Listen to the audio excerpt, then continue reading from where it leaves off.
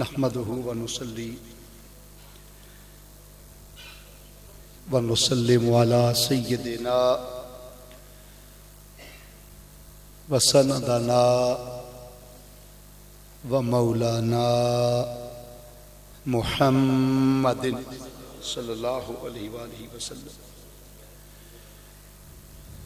رسولہ النبی الامین الحنین المکین الکریم الرؤوف الرحیم اما بعد فاعوذ باللہ من الشیطان الرجیم بسم اللہ الرحمن الرحیم وَوَصَّيْنَا الْإِنسَانَ بِوَالِدَيْهِ حُسْنًا قال اللہ تبارک و تعالی فی کلامہ المجید ما کان محمد ابا احد من رجالکم ولکن رسول اللہ وخاتم النبیین صدق اللہ مولانا العظیم۔ نہایت ہی واجب الاحترام محترم المقام چودھری حاجی محمد نواز صاحب، محترم المقام حافظ اعجاز صاحب، گولڈ میڈلسٹ اور سینئر استاد ہیں، ان کی خدمات ہے، اللہ تعالیٰ ان کا آنا اپنی بارگاہ میں قبول فرمائے۔ مکرم مہمانان ذی احتشام، شرکائے محفل، آج ہم ایصال ثواب کی اس محفل میں جو عظمت والدین کے عنوان سے منعقد ہے، محترم المقام مرزا محمد عرفان رشید صاحب، مرزا محمد عمران رشید صاحب، مرزا محمد رضوان رشید صاحب اور مرزا محمد سلیمان رشید صاحب کے والد مرحوم و مغفور الحاج مرزا عبد الرشید مرحوم کے ایصال ثواب کے لیے ہم بیٹھے ہیں۔ اللہ تبارک و تعالی انہیں آقا صلی اللہ علیہ وآلہ وسلم کی پہچان کی دولت عطا فرمائے اور انہیں آقا کی شفاعت نصیب فرمائے اور ان کی نیک اولاد کا ہر اجر اللہ انہیں قبر میں نصیب فرمائے۔ مختصر وقت میں، چونکہ میں نے مرزا صاحب سے وعدہ کیا تھا، پچھلی دفعہ نعت خان پیچھے رہ گئے تھے اور میں نے ذرا جلدی کہیں جانا تھا، جانا آج بھی تھا لیکن آج وعدہ تھا کہ جلدی نہیں کرنی، سارے نعت خان سنیں گے، پورا ٹائم دیں گے۔ ظہر کے بعد ہی وہ محفل ہے، لیکن وہ وہاں میں تھوڑا لیٹ پہنچوں گا، لیکن آپ کو پورا وقت اس لیے دیا کہ وعدہ ہوتا ہے اور وہ نبھانا ضروری تھا۔ یہ ہمارے جو خاص محبت کرنے والے لوگ ہیں ان میں سے ایک مرزا عرفان صاحب، جو دین کے ساتھ محبت کرتے ہیں۔ یہ محبت اس لیے ہے کہ یہ دین کے ساتھ محبت کرتے ہیں۔ سرمایہ بڑے لوگوں کے پاس ہوتا ہے، لیکن سرمایہ ہو کہ پھر نخرہ نہ ہونا اور عز و نیاز مندی، یہ تحفہ اللہ کسی کسی کو دیتا ہے۔ کائنات عقیدہ بھی، اور میں سمجھتا ہوں میں نے 2 آیتیں پڑھی ہیں اسی لیے کہ والدین کی عظمت پر بھی تھوڑی بات کرنی ہے اور 20-25 منٹ میرے پاس ہیں انشاءاللہ، اور عقیدہ ختم نبوت پر بھی بات کرنی ہے، کیونکہ آج کل مرزائیوں کا بڑا ٹرینڈ چل گیا ہے اور وہ نوجوان نسل کو بڑا گمراہ کر رہے ہیں۔ میں سمجھتا ہوں وہ میسج ڈیلیور کرنا بھی ضروری ہے۔ اللہ رب العزت نے ارشاد فرمایا وَوَصَّيْنَا الْإِنسَانَ بِوَالِدَيْهِ حُسْنًا، اور ہم نے بنی نوع انسان کو حکم دے دیا کہ وہ والدین کے ساتھ حسن سلوک کرے۔ والدین کے ساتھ بولیے حسن سلوک کرے۔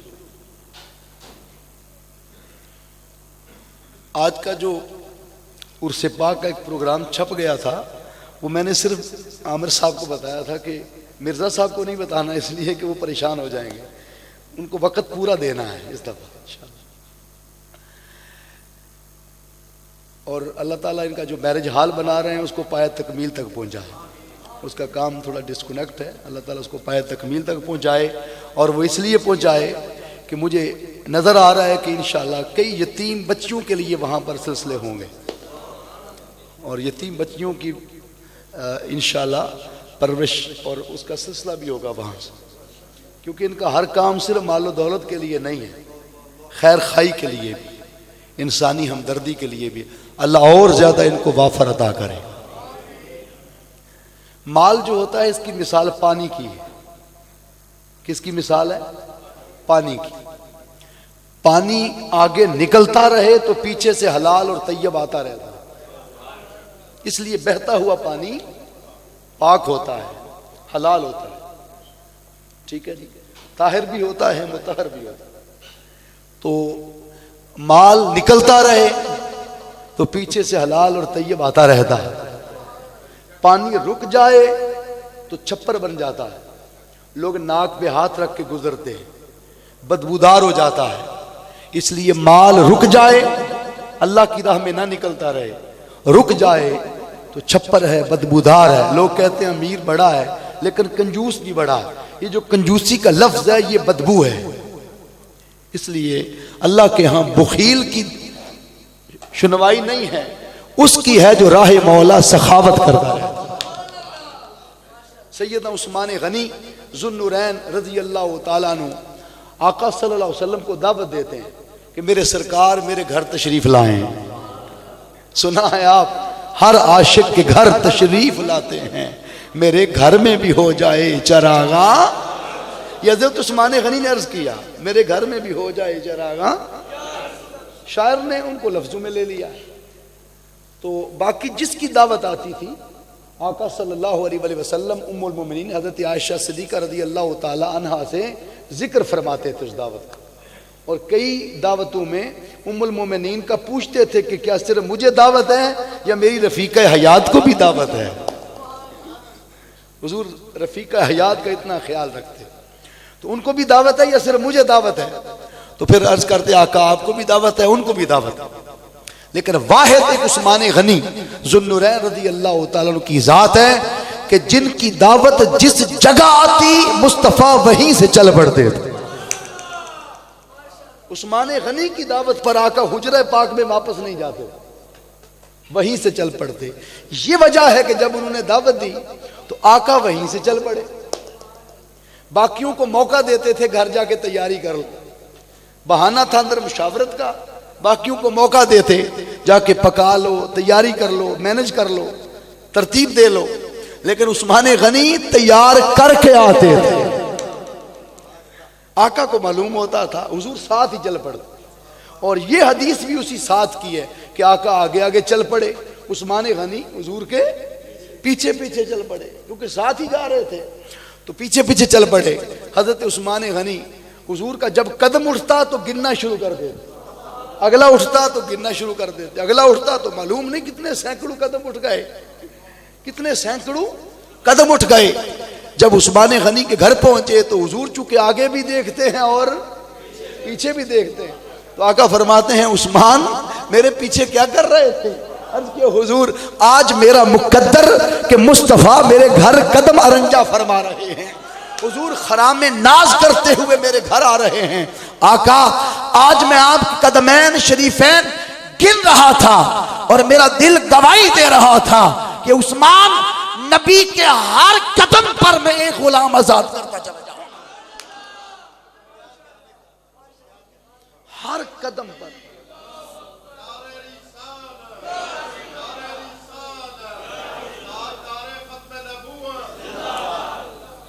تو ہر قدم پر ایک غلام آزاد کروں، یہ ہوتی ہے سخاوت۔ انہوں کہنے نے حضور دے نالین تو سب کچھ وارنا، یہ بھی حضور دے قدمہ تو سب کچھ وارنا۔ ایک غلام پہ معلوم نہیں کتنے ہزار درہم دینار لگتے ہوں گے، اور کتنے قدم اٹھے ہوں گے سرکار کے، اور کتنے غلام آزاد کیے ہوں، تو اللہ اسے دے جس نے اس کے محبوب کے نالین پر وارتے رہنا۔ تو اللہ رب العزت نے فرمایا اور ہم نے بنی نوع انسان کو حکم دے دیا کہ وہ والدین کے ساتھ بولیے حسن سلوک کرے۔ ایک ہی نقطہ اس میں سے لینا ہے اور ایک نقطہ عقیدہ ختم نبوت سے۔ اللہ فرما رہا ہے ہم نے حکم دے دیا، ہم نے حکم دے، تفصیلات میں جانے کا وقت نہیں ہے، ہم نے حکم دے دیا، یہاں وصیت بمانا حکم ہے۔ اب یاد رکھ لیں کہ اللہ رب العزت اور اس کا محبوب صلی اللہ علیہ وسلم جس کام کے لیے حکم دے دیں وہ عمل اسی لمحے امت پر فرض ہو جاتا ہے۔ ان کے حکم کا فقہی مقام یہ ہے، فقہی درجہ یہ ہے، اور ان کے حکم کا گریڈ یہ ہے کہ جس کا حکم دے دیں وہ عمل بولیے امت پر اسی لمحے کنکلیوسیو ہو جاتا ہے، اس کو کمپنسیٹ کر دیا جاتا ہے، وہ کمپلسری مسٹ اور واجب ہو جاتا ہے، اس کا درجہ فرض کا ہو جاتا ہے۔ نماز ہم پہ کیوں فرض ہوئی کہ 750 کے قریب قرآن پاک میں اللہ نے بولو اس کا حکم دے دیا۔ سمجھ آ گئی نا آپ کو؟ باقی الصلاۃ لذکری، میرے ذکر کے لیے نماز قائم کرو۔ اب تہجد بھی ایک نماز ہے، وہ فرض نہیں، کیوں؟ اس کا حکم نہیں آیا۔ چاشت اوابین اور اشراق بھی نمازیں ہیں، فرض کیوں نہیں؟ اس لیے کہ بولو ان کا حکم۔ حضور پر تہجد بھی فرض تھی، آقا 6 پڑھتے تھے، ہم 5 پڑھتے ہیں۔ اب روزہ کیوں فرض ہوا؟ کہ اللہ نے بولو اس کا فمن شاہد منکم الشہر فلیصم، پس تم میں سے جو کوئی ماہ رمضان کو زندگی میں پا لے، اچیو کر لے، اسے چاہیے کہ روزے رکھے۔ اب شہرہ کیونکہ ایک مہینے کو کہتے ہیں، تو ٹوٹل کتنے مہینے ہیں؟ 11 مہینے روزہ فرض کیوں نہیں؟ ان 11 مہینوں کا بولو حکم نہیں، حکم چونکہ ایک ماہ کا ہے اس لیے فرض ہو گیا۔ پھر ہم سارے مسلمان بیٹھے ہیں، تو کیا حج اس وقت سب پر فرض ہے؟ بولیے، کیا سارے مسلمان نہیں ہیں؟ تو کیوں فرض نہیں ہے؟ کہ اللہ نے سب کو حکم ہی نہیں دیا، کیونکہ جس کو حکم دینا ہے فرض بھی اسی کے لیے ہونا ہے۔ حکم کا اور فرض کا چولی دامن کا ساتھ ہے، اس لیے اللہ نے قرآن پاک میں فرمایا وَلِلَّهِ عَلَى النَّاسِ حِجُّ الْبَيْتِ مَنِ اسْتَطَاعَ إِلَيْهِ سَبِيلًا، صاحب استطاعت کے لیے یہ حکم آیا ہے کہ وہ کعبے کا حج کرے۔ اب صاحب استطاعت کے لیے بالغ ہونا شرط، مسلمان ہونا شرط، مالدار ہونا شرط، مالی حیثیت ہونا، پھر اسی طرح انٹرنیشنل سطح پر کوئی پابندی نہ ہو، جیسے آج کل کرونا کی پابندی ہے، یہ پابندی عائد نہ ہو، اسی طرح وہ بیمار نہ ہو، تندرست ہو، یہ ساری استطاعت کی علامات ہیں۔ تو صاحب استطاعت پر حج فرض ہے، اس لیے ہر کسی کو حکم نہیں اور ہر کسی پر فرض نہیں۔ اسی طرح زکوٰۃ ہے، اللہ نے فرمایا وَأَقِیمُوا الصَّلَاةَ وَآتُوا الزَّکَاۃَ، نماز قائم کرو، زکوٰۃ ادا کرو۔ تو کیا سب پر زکوٰۃ فرض ہے؟ صاحب نصاب پر، بولیے صاحب نصاب پر۔ مولا کائنات علی المرتضیٰ شیر خدا کرم اللہ وجہ الکریم سے کسی نے پوچھا کہ زندگی بھر آپ کو کبھی زکوٰۃ دیتے نہیں دیکھا، آپ نے فرمایا میں نے کبھی جمع ہی نہیں ہونے دیا، میں کبھی صاحب نصاب بنے ہی نہیں، جو آتا ہے اس کی راہ میں بانٹ دیتے ہیں، جو آتا ہے دے دیتے ہیں، کبھی بینک بیلنس ہی نہیں کیا، کبھی بڑھولے ہی نہیں بھرے، کبھی گھڑولے ہی نہیں بھرے، تو جب پھر جمع نہیں ہوا تو صاحب نصاب ہی نہیں بنے، تو زکوٰۃ کینکلیوی سے بھی نہیں ہوئی، اس لیے دی کبھی نہیں، ویسے دیتے رہتے ہیں۔ تو وہ زکوٰۃ کا انتظار نہیں کرتے جنہوں نے دینا ہوتا، وہ سال کا انتظار بولیے نہیں کرتے جنہوں نے دینا ہوتا ہے۔ لیکن باہر کیا اللہ نے پابندی عائد کی کہ جنہیں عام روٹین میں دینے کی عادت نہ ہو وہ کم سے کم سال بعد تو دے دیا کرے، جس مال پر سال گزرے اس پر زکوٰۃ فرض، وہ جس حالت میں پڑا رہے۔ تو بات یہ ہے کہ ہر عبادت جس کا حکم آیا، ارکان اسلام میں سے جو 5 پریکٹسز ہیں، 5 عملی جن کے لیے حکم آیا کہ یہ عمل کرو، ان 4 جو پریکٹسز ہیں ان کو اللہ رب العزت نے ٹائم پیریڈ کے ساتھ اس کا ایک ڈیوریشن قائم کیا۔ نماز فرض کسی خاص وقت میں ہے، بولیے کسی خاص وقت میں ہے، فجر کا بھی ایک وقت ہے، قرآن پاک میں کتاب موقوتا ہے، اس کا حکم خاص وقت کے ساتھ ہے۔ زکوٰۃ کا حکم بھی بولیے خاص وقت کے ساتھ ہے، سال اس کے لیے شرط ہے، کنڈیشن عائد کی گئی. حج بیت اللہ 360 اسلامی دنوں میں سے صرف 4 دن ہو سکتا ہے، 356 دن بولو نہیں ہو سکتا. اس کے لیے بھی ٹائم فریم ہے. اسی طرح روزہ ہے، اس کے لیے بھی بولیے ایک مہینہ ہے. اس مہینے کے بعد 11 مہینوں میں فرض بولو نہیں ہے، اسی ایک مہینے میں فرض ہے. آپ نے دیکھا ہر عبادت دنوں کے ساتھ سے پیسے پھینکے، مہینوں کے ساتھ سے پیسے پھینکے، گھنٹوں کے ساتھ سے پیسے پھینکے، منٹس کے ساتھ سے پیسے پھینکے. ہر کسی کا ڈیوریشن ہے، ٹائم پیریڈ ہے. لیکن جب باری والدین کی عظمت، والدین کے ادب، ماں باپ کے مقام، ماں باپ کی رفت اور ماں باپ کے ادب و احترام کی آئی، اللہ نے وقت کی قید نہیں لگائی. نہ اس عبادت کو مہینوں کے ساتھ خاص کیا، نہ دنوں کے ساتھ، نہ سالوں کے ساتھ، نہ گھنٹوں کے ساتھ، نہ منٹس کے ساتھ، بلکہ فرمایا وَوَصَّيْنَا الْإِنسَانَ بِوَالِدَيْهِ حُسْنًا. وہ رات کو آواز دے دیں تجھ پر رات کو حکم فرض ہے، وہ دن کو حکم دے دیں دن کو فرض ہے. جس لمحے انہیں تیری ضرورت ہو ان کے ساتھ حسن سلوک کرنا تیری عبادت. ایک ماں باپ ہیں جن کے لیے کوئی وقت مخصوص بولو. میں نے ساری عبادت آپ کے سامنے رکھ دی جو فرض. ہر کسی کے لیے ٹائم فریم ہے کہ نہیں بولی، ڈیوریشن ہے کہ نہیں، ٹائم پیریڈ ہے کہ نہیں. کیا ماں باپ کے لیے آیا ہے کہ ایک مہینہ خدمت کر لو اور 11 چپ کر کے بیٹھے رہو؟ کیا آیا ہے کہ تو دکان چلاتا ہے چلاتا رہے، ضرورت نہیں آنے کی، جب وقت ملے گا آ جانا؟ نہیں، ماں باپ کے ساتھ حسن سلوک کا جو حکم آیا وہ آپشنل نہیں ہے کہ جب تیرے پاس ٹائم نکلے تو آ جانا. نہیں، کمپلسری ہے.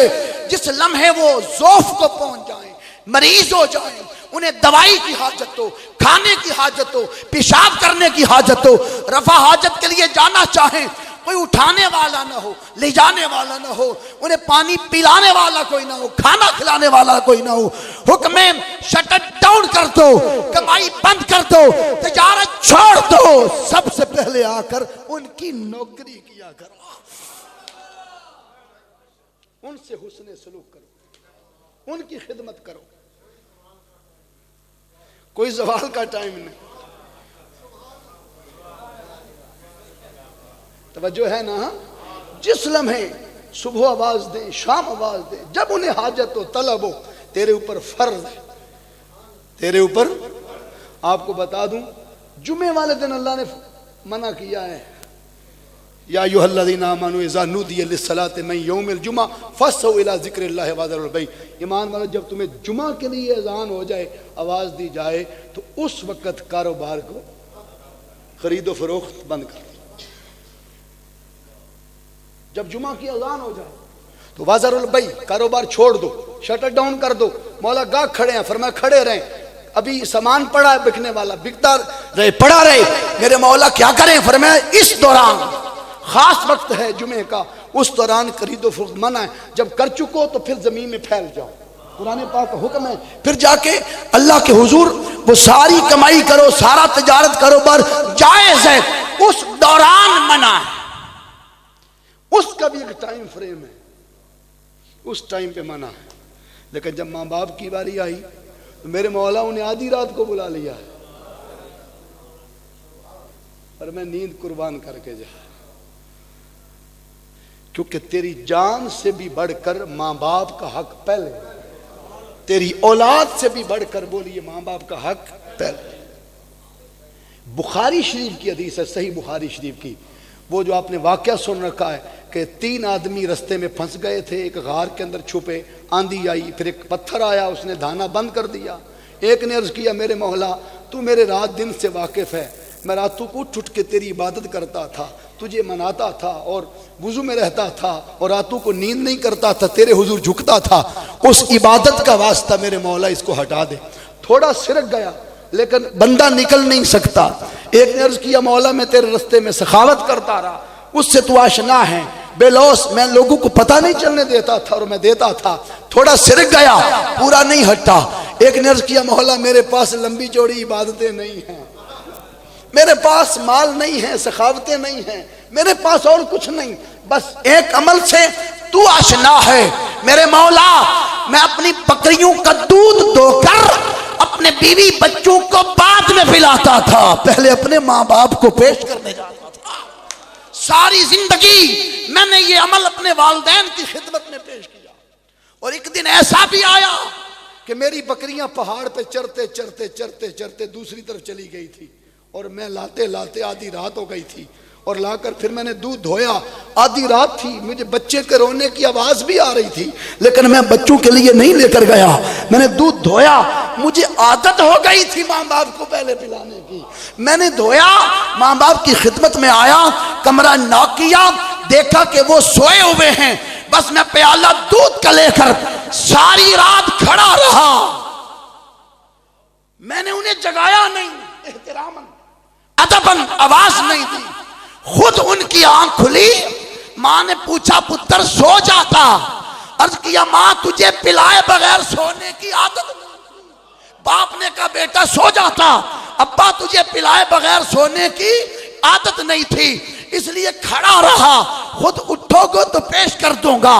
میرے مولا اس رات بھر کھڑے رہنے اور ماں باپ کے احترام میں پیالہ پیش کرنے کے لیے کھڑے رہنے کی اس رات کے لمحوں کا واسطہ پیش کرتا ہوں، اس مشکل سے رہائی دے دے، کہنے کی دیر تھی، پتھر گر گیا، راستہ بن گیا، اس سے پتا چلا کہ ماں باپ کی خدمت کی ایک رات اور آدھی رات اگر دنیا کی مشکلوں کے پتھر ہٹا سکتی ہے، ان کی زندگی بھر کی خدمت آخرت کے سارے پتھر ہٹا سکتی ہے۔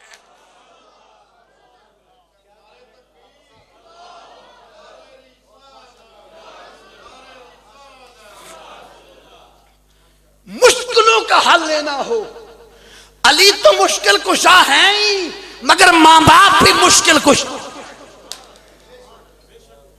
ماں باپ بھی بولیے مشکل کشا ہے کیا؟ اور صرف آدھی رات کی خدمت کے صلے میں بولیے مشکل کشائی ہوئی کہ نہیں ہوئی؟ تو جو دنیا تے امید جے بھی پتھر ہٹ جان گے، جڑے نہیں گرا سکتے ہٹ جان گے، تو ادھر کی مشکلیں بھی ٹل جائیں گی۔ اس حدیث بخاری شریف نے ہمیں امید لگا، لیکن فرق سن لیں کہ باقی ساری عبادتیں جن کا آپ نے نام سنا، نماز، روزہ، حج، زکوٰۃ، یہ مسلمان کو حکم ہے۔ بولیے کس کو؟ مسلمان کو حکم۔ واحد حکم والدین کے ساتھ حسن سلوک کا ہے جو ہر انسان کو، وَوَصَّيْنَا الْإِنسَانَ بِوَالِدَيْهِ، اور اس میں ایک خوبصورت بات ہے، انسان پر اللہ نے الف لام داخل کیا، خالی وَوَصَّيْنَا انسان نہیں ہے، وَوَصَّيْنَا الْإِنسَانَ۔ چھوٹے چھوٹے ہوتے ہم پڑھتے تھے کہ جب نکرہ کو معرفہ کرنا ہو تو الف لام لگتا ہے، پڑھتے تھے نا، لیکن یہاں وہ الف لام نہیں، کیونکہ انسان خود معرفہ ہے، انسان خود معرفہ ہے، تو یہاں الف لام معرفہ کا نہیں ہے، نکرہ سے معرفہ کرنے کا۔ الف لام کی 11 قسمیں ہیں، ان میں سے ایک قسم ہے کہ کبھی یہ جنس کے لیے بھی آتا ہے۔ کس کے لیے؟ جنس کے لیے۔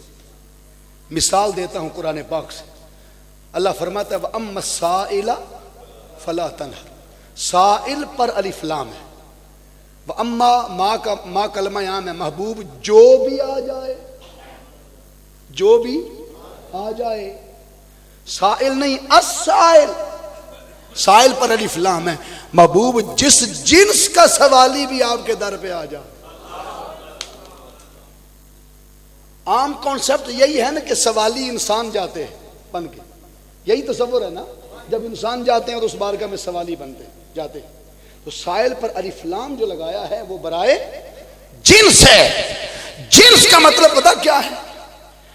کائنات کے اندر کروڑوں نہیں، اربوں نہیں، ان گنت جنسیں ہیں، ایک ایک شے کی کئی جنسیں۔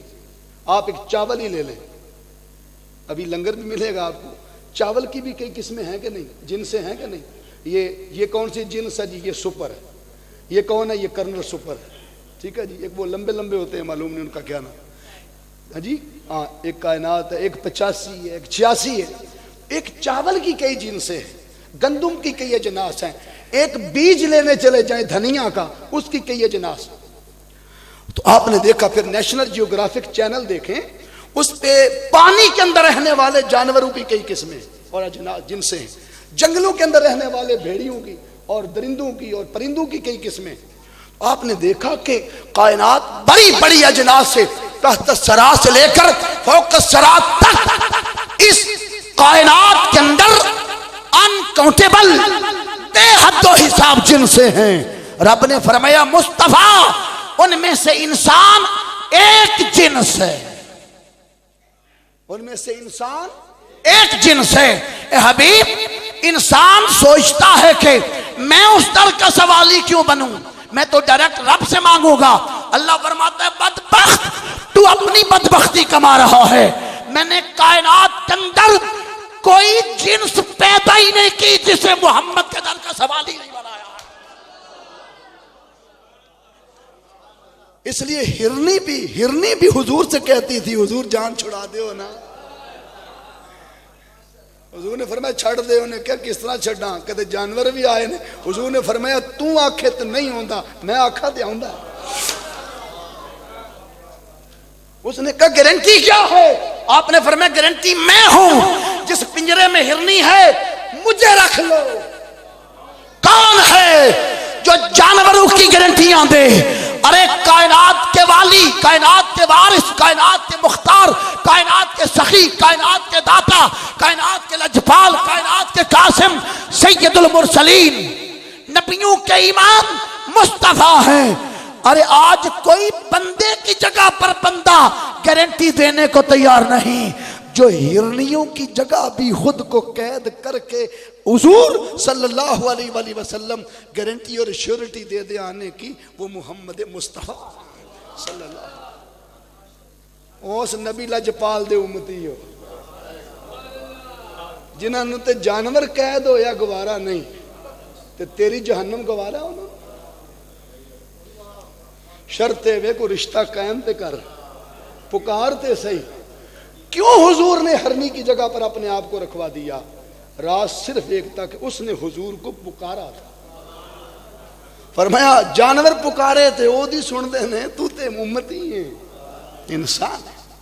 وَأَمَّا السَّائِلَ، وہ تو سانپ کی بھی سنتے ہیں، وہ تو جنگل کی بھیڑیوں کی بھی سنتے ہیں۔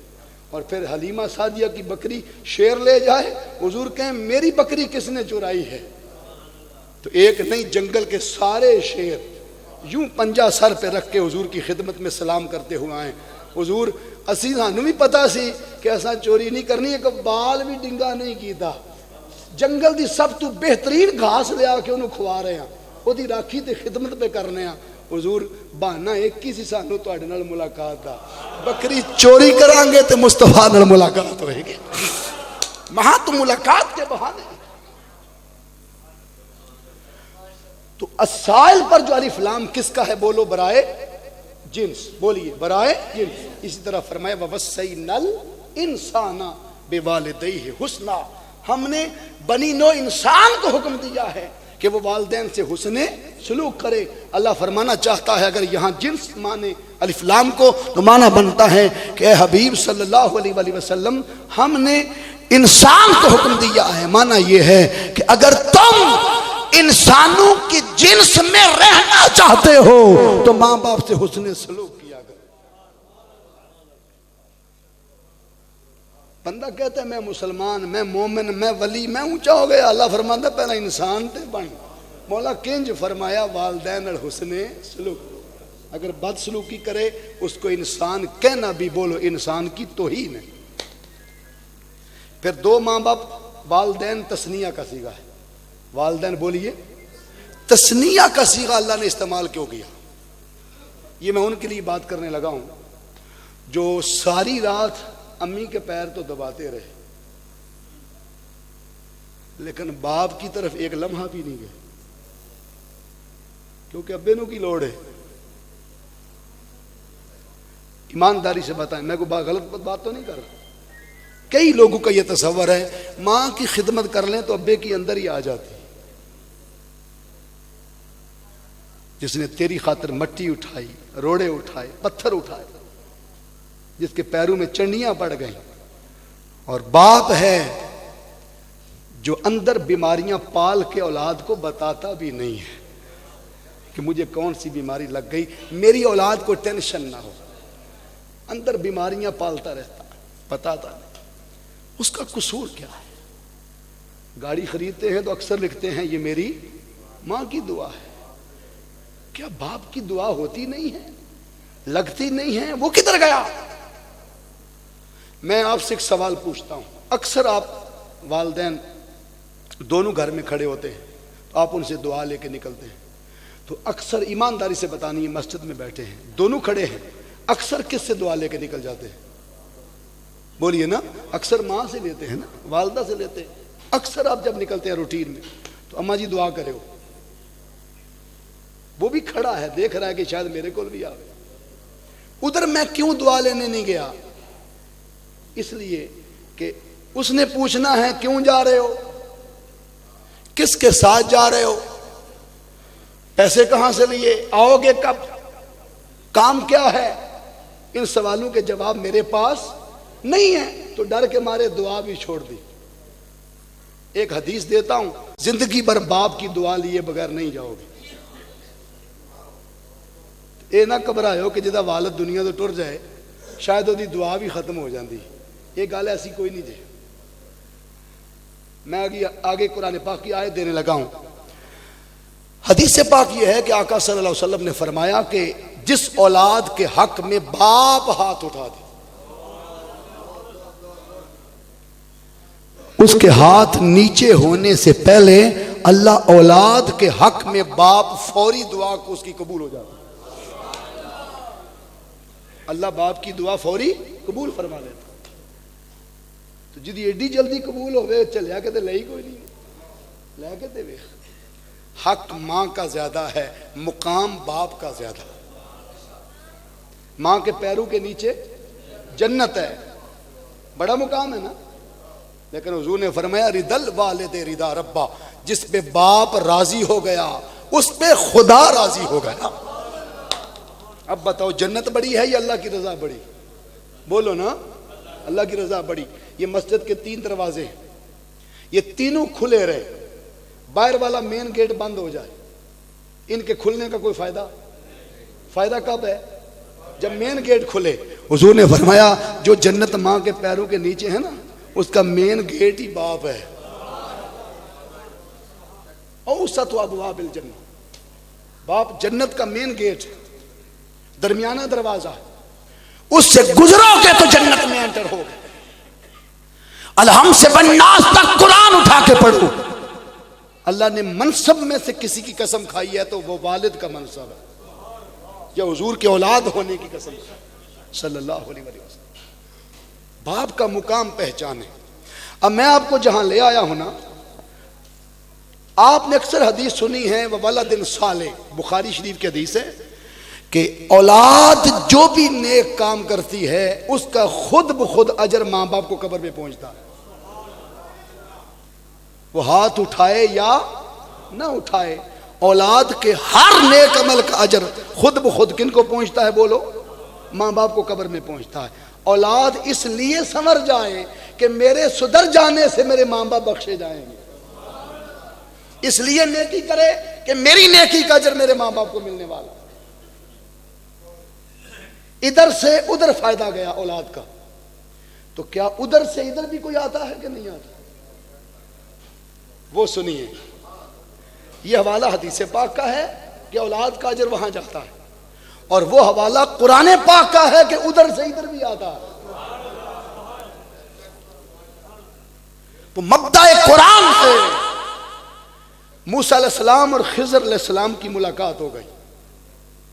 موسیٰ علیہ السلام اور بولیے خضر علیہ السلام کی ملاقات ہو گئی۔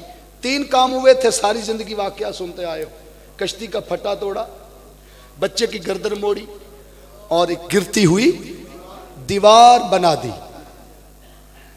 پہلے بستی میں ٹھہرنے کے لیے گئے، بستی والوں نے دھکے دیے، سٹے نہیں دیا، رہنے نہیں دیا، اور نہ کھانا دیا نہ بستر دیا، نکال دیا کہ ہماری بستی میں کوئی نہیں۔ ایسا کیوں کیا؟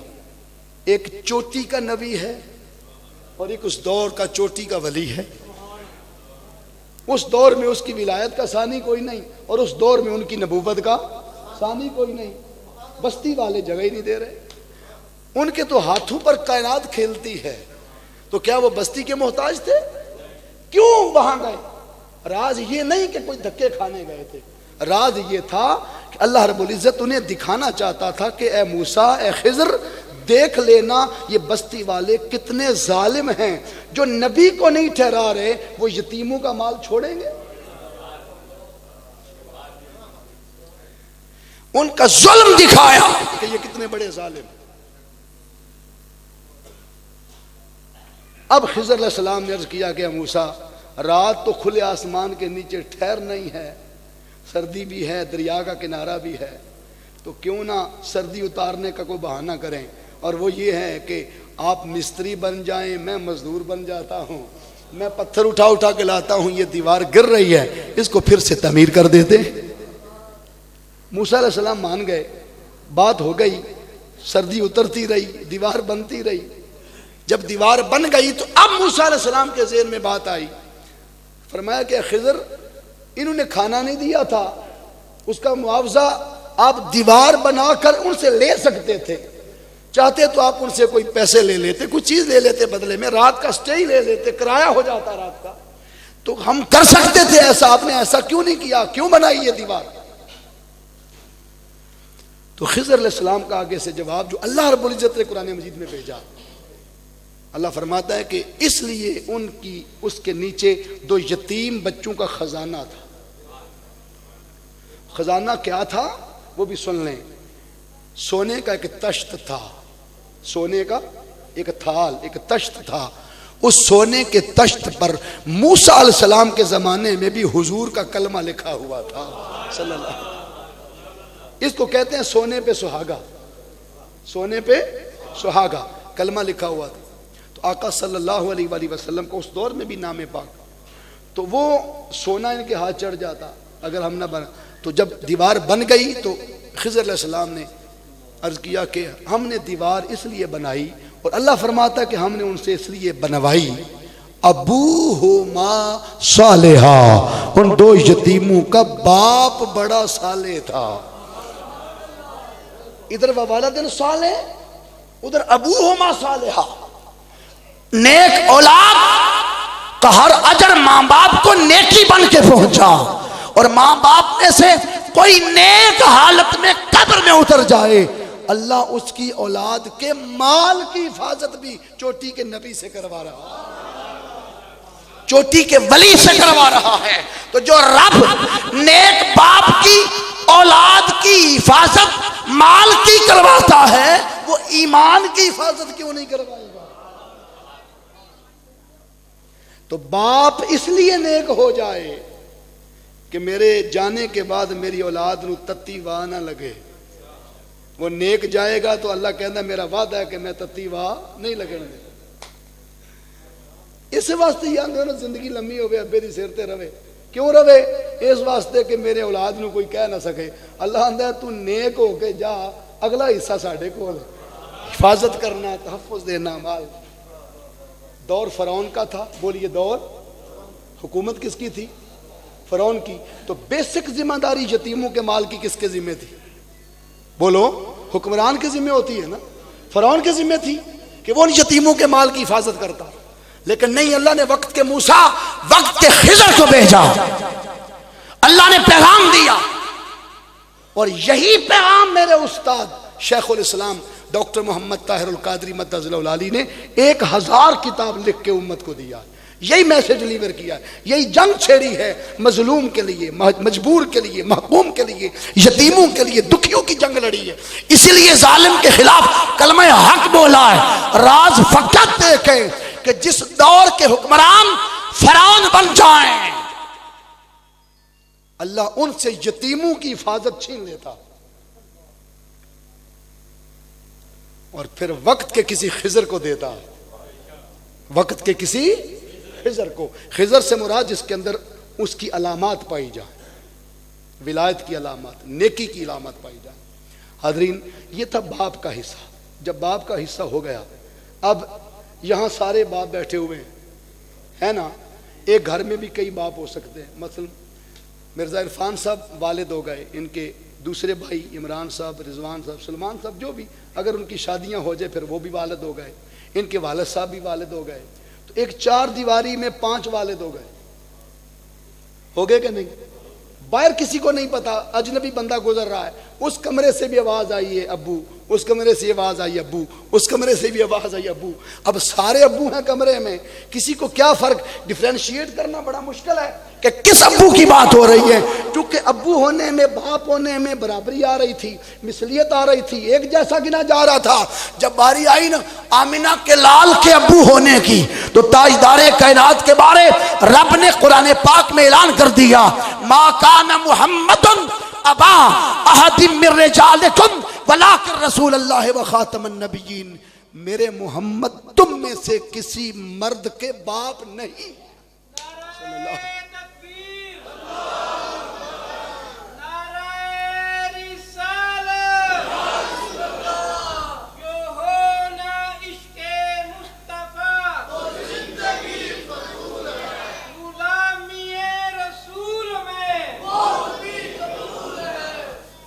میرے مصطفیٰ تم میں سے کسی مرد کے باپ بولو نہیں ہے.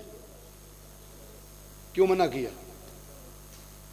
اسی سورۃ الاحزاب کی، یہ سورۃ الاحزاب کی آیت نمبر 40، اسی سورۃ الاحزاب میں اللہ نے فرمایا النبی اولی بالمؤمنین من انفسہم وازواجہ امہاتکم. یہ نبی، محبوب نبی، تمہاری جانوں سے بھی زیادہ قریب، تمہاری جانوں سے بھی زیادہ عزیز، اور اس مصطفیٰ کی جو بیویاں ہیں وہ تمہاری مائیں ہیں. بولو مومنو تمہاری. اب بتا دیں ذرا، ماں کا شوہر ہمارا کیا لگا؟ بولو نا. اس رشتے میں جب ان کی بیویاں ہماری مائیں ہیں تو آقا کیا لگے؟ بولیے. اصول تو یہ بتا رہا ہے. اللہ فرما رہا ہے باپ ہیں بھی، کہنے کی اجازت بھی نہیں. پہلے باپ ہے جنہیں کہنے کی اجازت ہے. حکم ہے باپ کو باپ کہو. آپ بچہ اڈاپٹ کر لیں، امریکہ کی ساری کمائی بھی اس کے نام لگا دیں تو ولدیت کے خانے میں نام نہیں لکھوا سکتے. جس کا لطفہ ہے، جس کا خون ہے، اسی کا لکھا جائے گا. ہر جگہ ولدیت کی جگہ پر نام اسی کا، اسی کو والد کہنے کا حکم ہے. ایک طرف اعلان کر دیا مصطفیٰ کی ازواج مطہرات مومنوں تمہاری مائیں ہیں. اس رشتے میں حضور سب کے روحانی باپ لگے بھی، لیکن کہنے کی اجازت بھی نہیں دی. مولا کیوں نہیں دی؟ فرمایا اس لیے کہ باپ ہونے میں مثلیت آتی ہے، برابری آتی ہے. اس کمرے کا بھی باپ، اس کمرے کا بھی باپ، اس کمرے کا بھی باپ، یا کئی باپ. فرمایا خبردار، میرا مصطفیٰ کوئی نہیں ہے، اسے اپنے باپ کے لیول پر نہ سمجھنا. وہ باپ نہیں، وہ اللہ کے سچے رسول ہیں.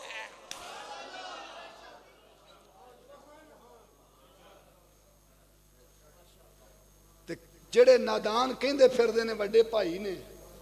اللہ فرماندا ہے جس رب نے باپ کہنے کی اجازت نہیں دی، بدبختو تمہیں بھائی کہنے کی اجازت کیسے دے سکتا ہے؟ باپ دا مقام وڈا ہے کہ بھائی دا؟ اللہ نے باپ کہنے کی اجازت نہیں دی. کیوں؟ فرمایا جس لفظ میں بھی مثلیت ثابت ہو میں یار کے لیے لگنے دیتا ہی نہیں، تاکہ کوئی برابری ثابت نہ کر سکے. میرے مولا باپ تو نہیں کہہ سکتے حضور کو، تو انہیں منع کر دیا. ماں نافی آ گئے. اتنا بتا دے انہیں کہیں کیا؟ فرمایا ولیکن رسول اللہ، انہیں رب کا سچا کہہ دیو، انہیں اللہ کا سچا رسول کہو. اور رسول بھی کیسے کہنا ہے؟ سنیں، رسول بھی کیسے کہنا ہے؟ محمد الرسول اللہ. محمد اللہ کے رسول ہیں، تھے نہیں، اللہ کے رسول. باقی ہر کسی کے لیے تھے لگایا. سورہ مریم اٹھا کے پڑھے، وَاذْكُرْ فِي الْكِتَابِ إِبْرَاهِيمَ إِنَّهُ كَانَ صِدِّيقًا نَبِيًّا. ابراہیم علیہ السلام کا ذکر کیجئے، بے شک وہ اللہ کے سچے نبی تھے۔ کانا ماضی کی ضمیر لگ گئی۔ وَاذْكُرْ فِي الْكِتَابِ ادریس اِنَّهُ كَانَ صِدِّيقًا نَبِيًّا۔ ادریس علیہ السلام کا ذکر کیجئے اپنی کتاب میں، وہ بھی اللہ کے سچے نبی تھے۔ آدم سے لے کر عیسیٰ تک ان کو تھے کہنے سے ایمان بچتا ہے، محمد کو ہیں کہنے سے ایمان بچتا ہے۔ جو انہیں ہیں کہے، جو ان نبیوں کو ہیں کہے، مردود ہو گیا۔ جو مصطفیٰ کو تھے کہے، وہ بھی بے ایمان ہو گیا۔ ایمان بچانا چاہتے ہو تو محمد اللہ کے رسول۔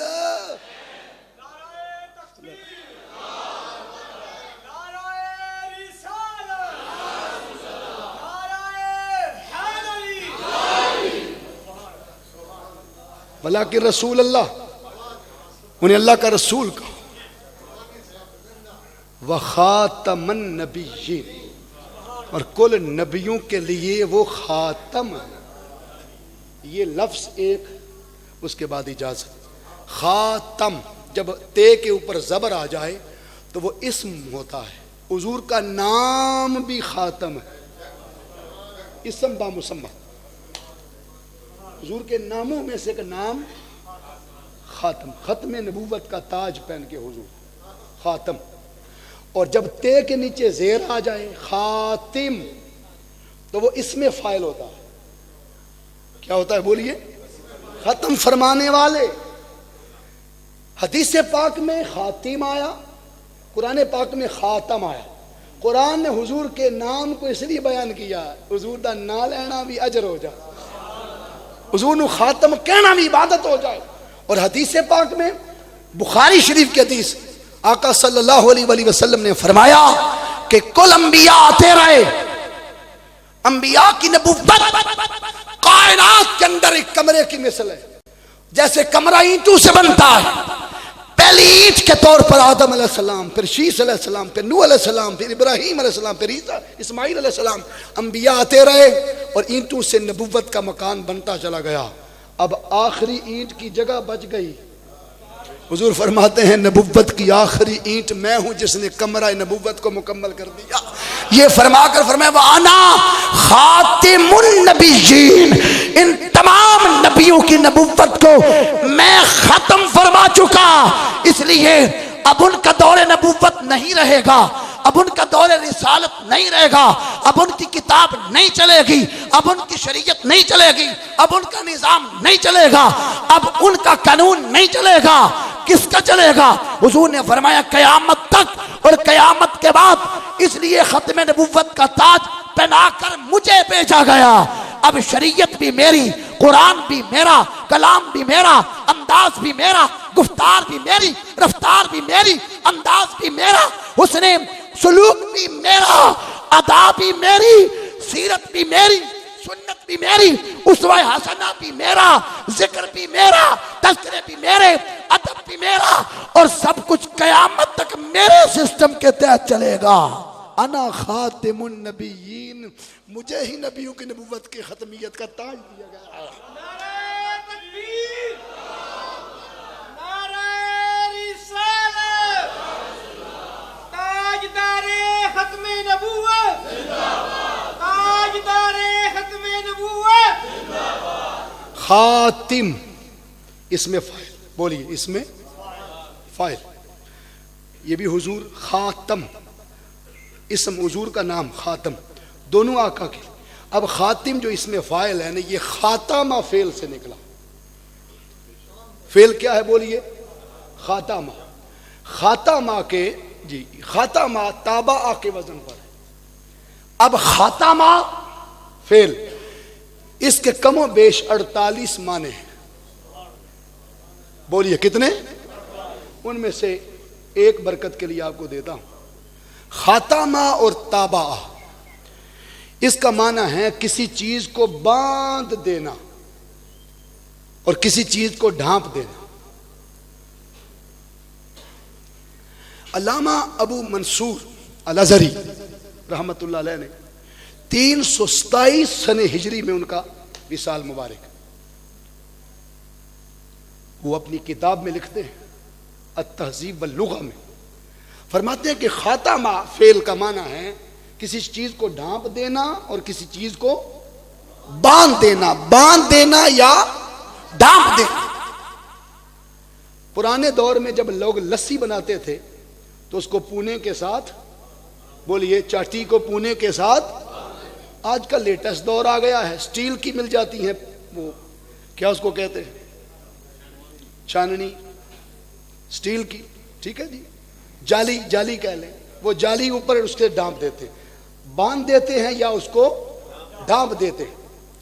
باندھ یا ڈھانپ دینے کے دو ہی راز ہیں، دو ہی وجہ ہیں آپ کیوں ڈھانپتے ہیں، کیوں باندھتے ہیں، کہ جو اس برتن کے اندر حلال اور طیب نعمت ہے وہ باہر نہ گر سکے، اور جو باہر کا مچھر مکھی غلیظ شے، گندی حرام شے، وہ اس میں داخل نہ گر سکے، باہر سے اندر نہ جا سکے اور اندر سے باہر نہ آ سکے، اندر کی حلال شے باہر نہ گر سکے اور باہر کی حرام شے، بولو نا، تو جو حفاظت کا کام کرتی ہے وہ باندھی جاتی ہے، اس کو پونی کہہ لیں، اس کو آپ جالی کہہ لیں۔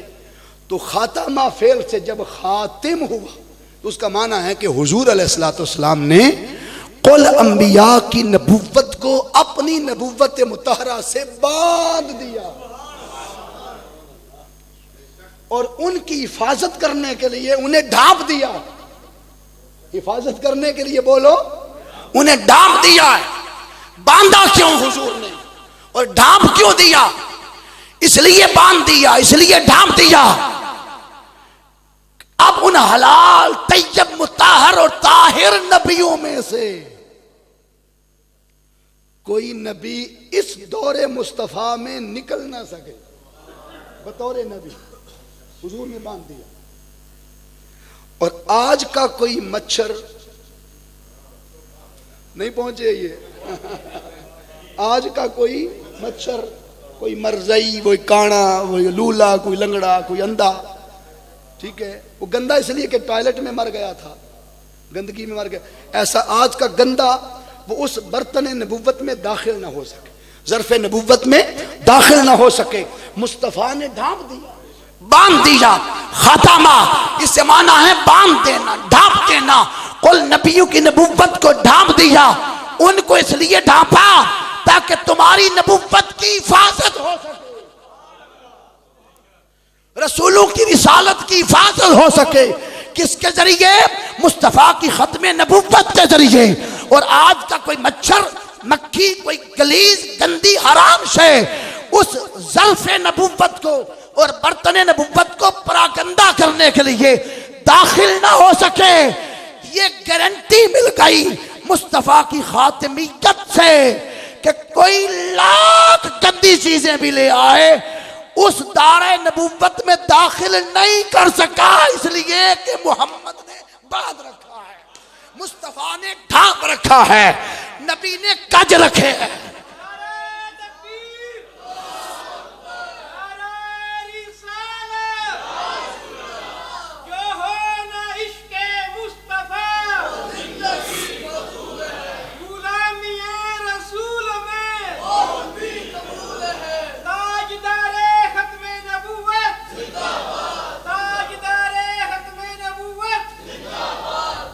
اور خاتمہ کا ایسی ایک ذہن میں اور معنی آ گیا ہے، چلتے چلتے اس کے وقت نہیں لینا، صرف بتا دوں، خاتمہ کا ایک معنی ہے مور لگانا۔ سورۃ البقرہ کے شروع میں آ گیا، غالباً دوسرا رکوع ہے، خاتم اللہ علی قلوبہم وعلی سمعہم وعلی ابصارہم غشاوۃ ولہم عذاب عظیم۔ اللہ نے ان کافروں کی آنکھوں پر مور لگا دی، بصارت پر، ان کی سماعت پر، ان کے دلوں پر مور لگا دی۔ مور کیوں لگائی جاتی؟ مہر کیوں لگائی جاتی؟ اس لیے کہ کسی چیز کو جو ہے نا کوئی چوری نہ کر سکے، ٹھیک ہے جی، چوری نہ کر سکے۔ تالا، مور لگانا، سیل پیک۔ آپ دیکھتے ہیں کہ اس کے کئی رخ ہیں، ان سارے رخوں کو چھوڑ کر ایک ہی رخ لیتے ہیں۔ آپ ایک پیپر لکھتے ہیں، اس پیپر کو پر کرتے ہیں. اٹیسٹ کرنے والا مصدق تصدیق کرنے والا شروع میں مور نہیں لگاتا اگر پیپر خالی ہے. تصدیق کرنے والا اساتذہ بیٹھے ہیں یہاں, اگر غلطی بھی ہو جائے فارم میں تو مہر تصدیق نہیں کرتا, کہتا بھی یہ غلطی ہو گئی, کانٹ چھانٹ بھی بارے نہیں, دوبارہ سائن کروا کے لیا, کئی پھیرے لگواتا ہے اور اینڈ پہ مہر لگاتا ہے, کیونکہ تصدیق ہونی ہے کہ اوپر جو لکھا ہے ٹھیک ہے. پیپر نبوت پر آدم سے لے کر عیسیٰ تک سب کے نام لکھے جا رہے تھے, سب کے نام لکھے جا رہے تھے. مصدق لما, میرا محبوب مصدق بن کے تمہارے اندر تشریف لائے گا. اس محبوب کو فالو کرنا. حضور نے آ کر اٹیسٹ کر دیا فارم. حضور نے اٹیسٹ کا مطلب پتہ کیا ہوتا ہے؟ اس کا معنی یہ ہوتا ہے کہ اب جو کچھ لکھا جا چکا یہی رہے گا, اب کوئی ورڈنگ داخل نہیں کر سکتے, اور جو لکھا گیا ہے اسے کاٹ نہیں کر سکتے. اب گنجائش نیا ڈالنے کی نہیں ہے, لکھنے کی, مور وہاں لگ گئی, اور اس میں سے کسی کو نکالنے کی بھی اب اجازت بولو نہیں ہے. تو حضور نے قول نبیوں کی تصدیق والے پیپر پر مصدق بن کر انہیں اٹیسٹ کر دیا, مور نبوت ثبت کر دی. ان نبیوں کو نبوت سے کوئی نکال نہیں سکتا, اور آج کا کوئی گندا شخص اس پیپر نبوت میں لکھ نہیں سکتا, داخل نہیں ہو سکتا. حضور نے مور لگا دی. وقت تھوڑا ہے, مور لگا دی. 2 مورا لگنیاں نے, ایک نہیں. یہ پیپر دی تصدیق ہوئی ہے, انہوں پیپر فولڈ ہو گیا, پیپر فولڈ ہو گیا, فولڈ کر کے ایک لفافے چ پانا, وہ لفافے چ پی گیا, ان لفافہ بند ہونا ہے. پرانے دور سارے لفافے پڑھاندے رہے ہو, 2-4 ہی پنڈ چ ہوندے سر پڑھن والے. گل صحیح ہے. آپ وہ لفافہ لے کے آتے ہیں, آپ دیکھتے ہیں کہ جہاں لعاب لگا کے آپ اس کو پیک کرتے ہیں نا بند, 2 سرے اس کے جہاں مل گئے لفافے کے, مور وہاں لگتی ہے. ادھی مور اس پاسے تے ادھی, کیوں؟ کوئی کھول نہ سکے تے کھولے تے چوری پھڑی جائے, پتہ لگ جائے. حضور نے او پیپر فولڈ کر کے تے اتھے وشکار مور لائیے, ادھر بھی مور ادھر بھی مور. اس دور نبوت پر بھی ایک مور چلی گئی, اس دور امت پر بھی ایک مور آ گئی, تاکہ ادھر کا کوئی ادھر نہ جا سکے, ادھر کا کوئی ادھر نہ آ سکے. حضور نے مور سے پیپر نبوت کو فولڈ کر دیا, بند کر دیا, قیامت تک اسے بند رکھا. اور جس نے بند کر کے مور اینڈ پہ لگائی وہ مصطفیٰ کی ختم نبوت ہے. اس لیے قیامت تک اس خط نبوت کو کھولنے کی اجازت نہیں ہے. اگر کوئی کھلا رہے گا تو وہ چہرہ مصطفیٰ ہوگا, اگر کوئی کھلا رہے گا تو وہ چہرہ مصطفیٰ ہوگا. فرمایا ہن کسے ویکھنا تے انہاں نے ویکھیا کرو, تانوں اختیار نہیں خط کھولن دا, کیونکہ مالک حضور نے, مور حضور لائی, کھولن دی اجازت انہاں نوں ہے, تمہیں اجازت نہیں ہے. حضور ختم نبوت کا تاج ایسا پہن کے آئے. بہت ساری باتیں چھوڑے جا رہا ہوں. یہ سارا فیض ہے میرے استاد شیخ الاسلام ڈاکٹر محمد طاہر القادری مدظ اللہ العالی, جنہیں امت کی بے لوث خدمت کی. بے لوث باتیں کرنی بڑی آسان ہے, 1000 کتاب لکھ کے بدلے میں 1 روپیہ بھی نہ کمانا, سارا دین کے نام کر دینا. 10,000 موضوعات پر خطاب کر کے 1 روپیہ نہ لینا خطاب کا, پوری دنیا سے. خالہ جی دا واڑا ہے, یہ تو لوگ طے کر کے آندے ہیں. شیخ الاسلام کو 50 لاکھ آفر ہوئی کہ خطاب کیا, آپ نے رد کر دیا. آپ نے فرمایا میں دین بیچتا نہیں, مصطفیٰ کے دین کی خدمت کرتا ہوں. اس لیے یہ پرواہ نہ کریں کہ شخصیت کی مخالفت کتنی ہے. مخالفت تو لوگ حسین پاک کی بھی کر گئے, انہی کے نانا کا کلمہ پڑھنے والے. مخالفت شخصیتوں کی ہوتی ہے, لیکن یاد رکھ لیں حق حق ہوتا ہے, جہاں بولے گا عقدے کھولے گا. اس صدی کے اندر اللہ نے جو اعزاز انہیں دیا ہے, جو علم انہیں دیا ہے, اور پوری دنیا میں خدمت دین کا جذبہ اللہ نے جو انہیں دیا ہے, بہت کم لوگوں کو ملتا ہے. اس لیے آج سوچیں سمجھیں اور فالو کریں کہ جب دور کے حکمران فرعون ہو جائیں تو پھر اللہ کسی خضر کو بھیجتا ہے, اور وہ خضر قوموں کی حفاظت کرتے ہیں. اللہ سن کر سمجھ کر عمل کی توفیق عطا فرمائے، اور مرزا صاحب ان کے